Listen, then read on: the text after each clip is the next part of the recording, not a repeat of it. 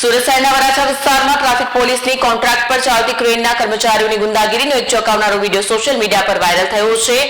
સામાન્ય રીતે ક્રેનનું પાર્કિંગમાં રહેલા વાહનો ઉઠાવવાનું કામ કરતી હોય છે, પરંતુ વરાછાના માતાવાડી વિસ્તારમાં વાહન ઉઠાવવા આવેલી ક્રેનના કર્મચારીઓ વાહનને બદલે વિડીયો ઉતારી રહેલા એક યુવકને જ ઉઠાવીને ક્રેનમાં બેસાડી દેતા ચકચાર મચી ગઈ છે।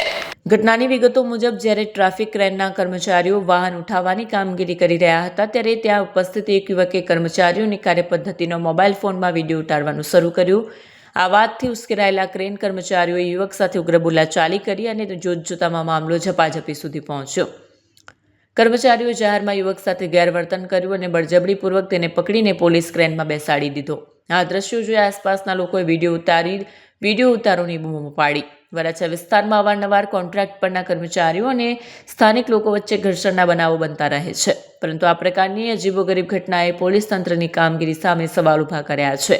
વિડીયો વાયરલ થયા બાદ સોશિયલ મીડિયા પર લોકો આ કર્મચારીઓ વિરુદ્ધ કડક કાર્યવાહી કરવાની માંગ કરી રહ્યા છે। બીજી તરફ ઘટનાની ગંભીરતાને જોતા ટ્રાફિક પોલીસે પણ આ મામલે તપાસના આદેશ આપ્યા છે અને જવાબદારો સામે પગલાં લેવાની ખાતરી આપી છે।